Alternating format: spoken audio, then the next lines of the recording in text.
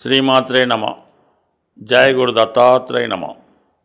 ఈ వీడియోలో మనం జూలై 1 నుంచి డిసెంబర్ 30 మధ్యలో జరిగే అర్ధ సంవత్సర ఫలితాలు తెలుసుకునే ప్రయత్నం చేద్దాం. సాధారణంగా మన ఆంగ్ల సంవత్సరాది ప్రకారం 2025 సంవత్సరంలో సుమారుగా మనం 6 నెలలు కంప్లీట్ చేసుకోవడం జరిగింది.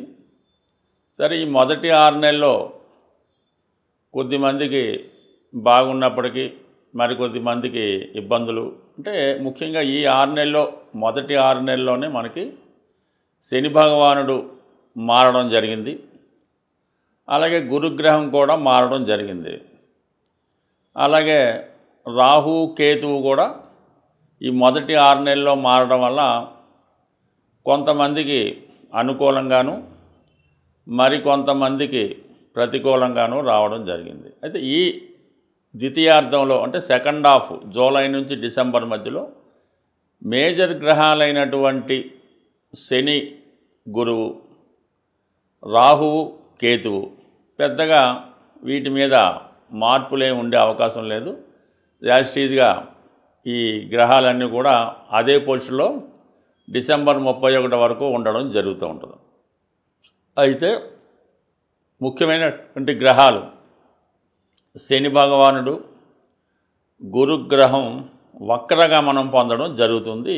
మరి ఈ రెండవ 6 నెలల్లో నవంబరు 12వ తారీఖు నుంచి గురుగ్రహం వక్రగమనం పొందడం జరుగుతుంది.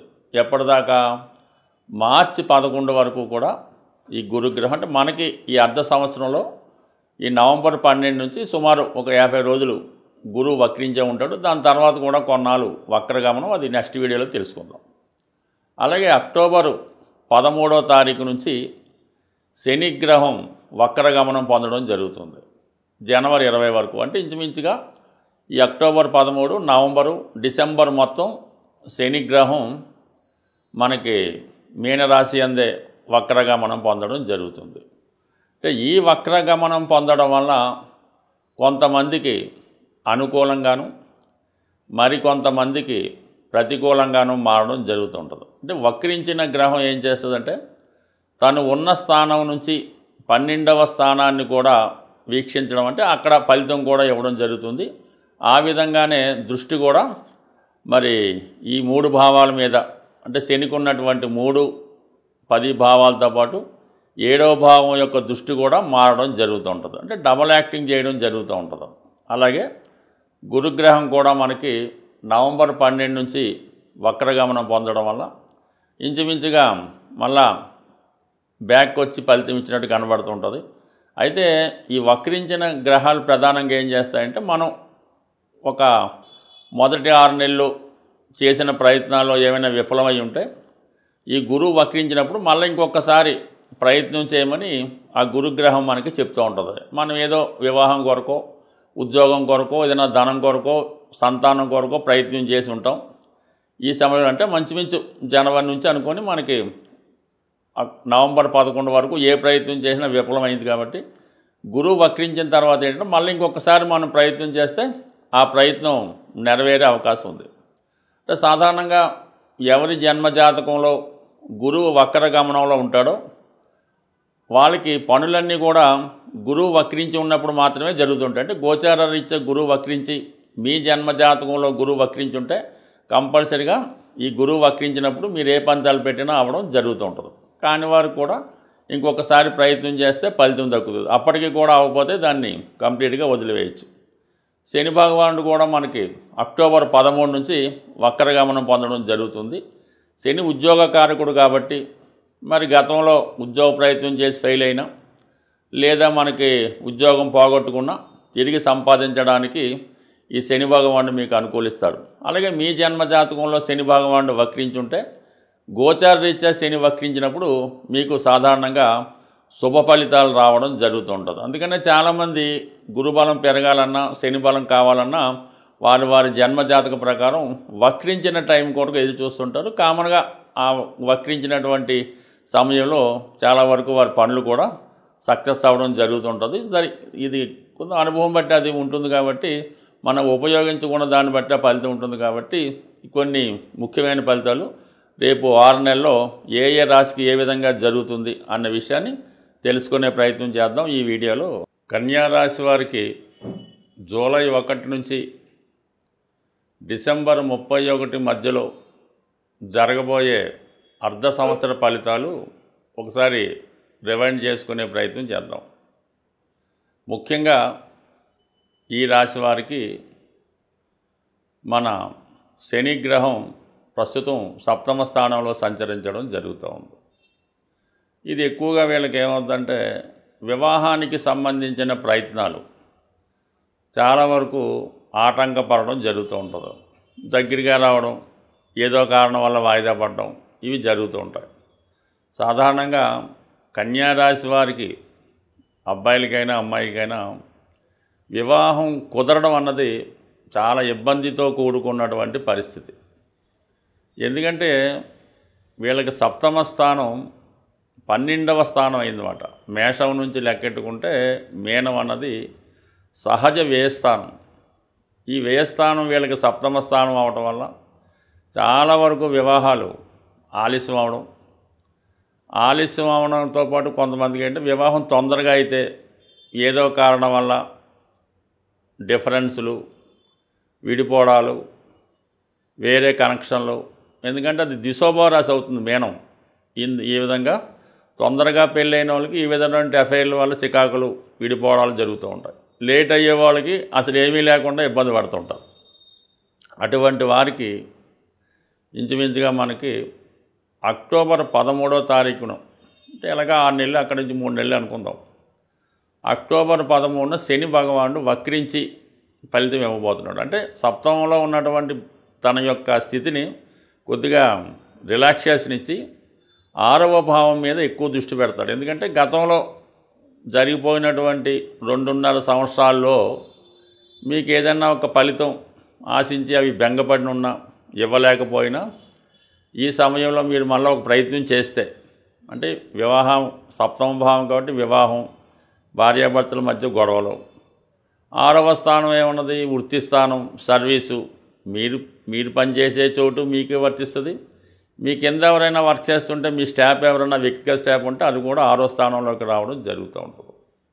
ఈ విధంగా మీకు ఈ అక్టోబర్ 13 తర్వాత వివాహ ప్రయత్నాలు ప్రారంభిస్తే చాలా వరకు కుదిరే అవకాశం ఉంటుంది. అంటే గతంలో దగ్గరికి వచ్చిన సంబంధం తప్పిపోయినా పర్లేదు, దాని వల్ల ప్రయత్నం చేయండి, జరుగుతుంది. అలాగే ఉద్యోగం కూడా గతంలో ఏమన్నా మీకు ఉద్యోగ భంగం కలిగి ఉన్నా, గతంలో ఎక్కడన్నా ఉద్యోగం కొరకు ప్రయత్నం చేసి ఆ ప్రయత్నం మధ్యలో ఆగిపోయినా తిరిగి మళ్ళా ప్రయత్నం చేస్తే 100% మరి పోగొట్టుకున్న ఉద్యోగం కానీ కొత్త ఉద్యోగం కానీ లభించడానికి అక్టోబర్ 13 తర్వాత కన్యా రాశి వారికి ఎక్కువ అవకాశాలు ఉన్నాయి. ఇక మామూలుగానే మీకు రాహు 6వ స్థానంలో ఉంటూ చాలా వరకు ఇది 6వ స్థానంలో రాహు ఏదైనా సినిమా రంగంలో ఉన్న వాళ్ళకి, ఈ టీవీ మీడియాలో ఉన్న వాళ్ళకి, సాఫ్ట్వేర్ రంగంలో, యానిమేషన్ రంగంలో ఉన్న వాళ్ళకి చాలా వరకు ఉపయోగపడుతుంది. దానికి ఈ శని భగవానుడు కూడా సపోర్ట్ చేయడం వల్ల ఏదైనా నిరుద్యోగులకి మాత్రం ఇది ఒక వరం లాంటిది. అక్టోబర్ 13 తర్వాత 100% లభిస్తుంది. ఇక ముఖ్యంగా శని అయిపోయాడు, ఇంకా గురుగ్రహం దశమంలో సంచరిస్తున్నాడు. దశమంలో ఉండి చతుర్థాన్ని చూస్తున్నాడు. అలాగే శని భగవానుడు కూడా చతుర్థాన్ని చూస్తున్నాడు దశమ దృష్టితో. అందుకని ఈ కన్యా రాశి వారికి చాలా కాలంగా ఇల్లు కట్టుకోవాలి అన్నటువంటి మీ కోరిక, ఇల్లు కట్టుకోవచ్చు, కొనుక్కోవచ్చు, ఏదైనా అవ్వచ్చు, ఈ సమయంలో నెరవేరుతుంది. అలాగే ఇతరుల ఆధీనంలో ఉన్నటువంటి మీ స్థిరాస్తి మీ యొక్క ఆధీనంలోకి రావడం జరుగుతుంది. మీరు ఎక్కడో విదేశంలోనో ఇతర రాష్ట్రంలోనో ఎక్కడైనా ఉద్యోగం చేస్తూ ఎలాగైనా సొంత ప్రాంతంకి వచ్చి ఇక్కడ ఏదో చేసుకుందాం అనుకున్న వాళ్ళకి కూడా ఈ సమయంలో అది 100% నెరవేరే అవకాశం ఉన్నది. అంటే ప్లేస్ చేంజు, అది మీకు అనుకూలంగా గృహ మార్పు, కొత్త గృహంలోకి, ఈ విధంగా చతుర్థ భావ ఫలితాలు చాలా వరకు అనుకూలిస్తాయి. ఆరోభావ ఫలితాలు కూడా హ్యాపీగా అనుభవించగలుగుతారు.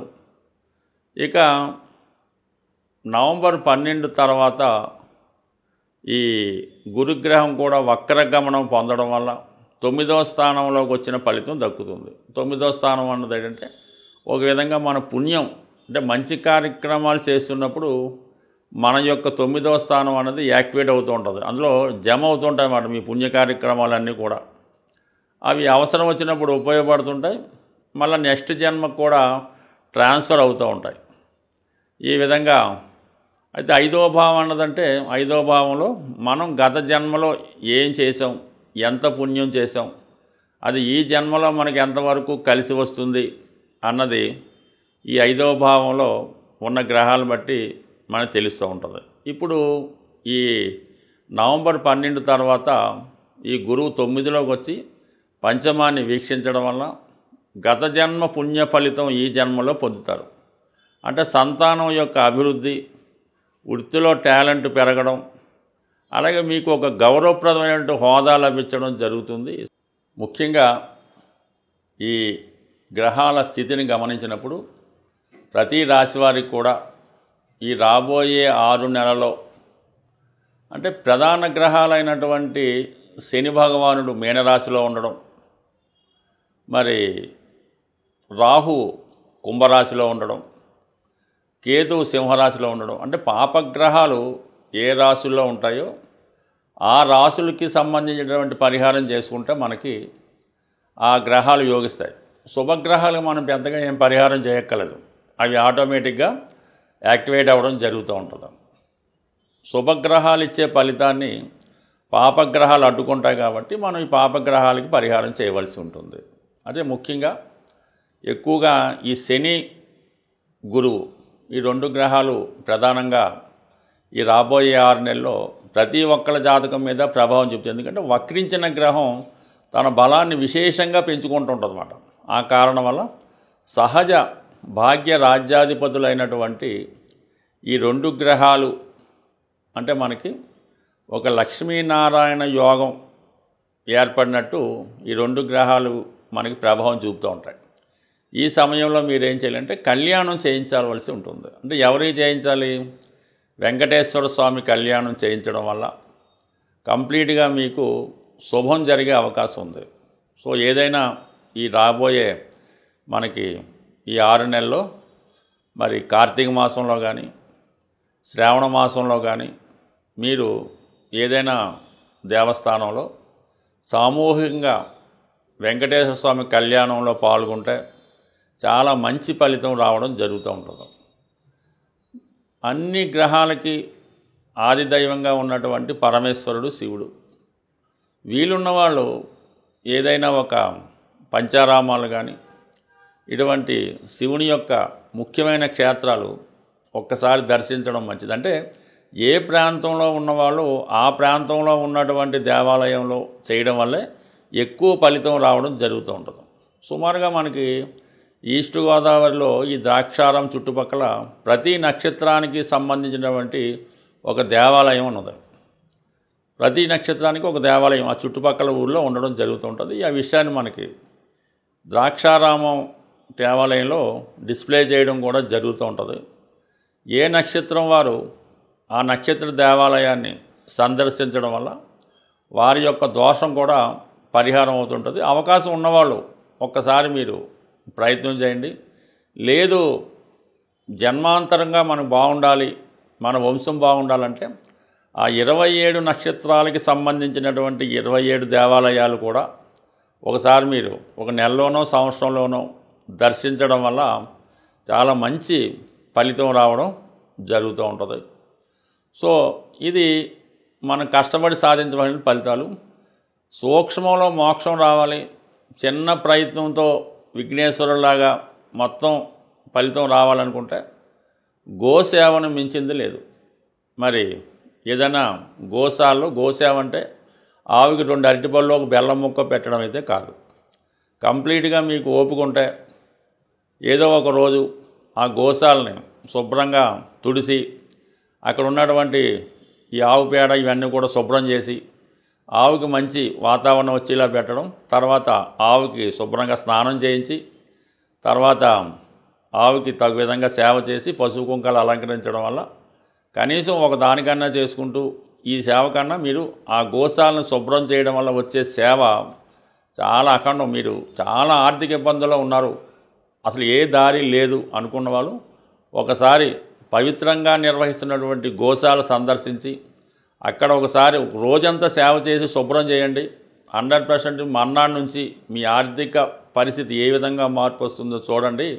ఇది కంప్లీట్గా నేను ఛాలెంజ్ చేసి చెప్తున్నాను. ప్రయత్నం చేసి చూడండి. సక్సెస్ మాత్రం చాలా గొప్పగా ఉంటుంది. స్వస్తి.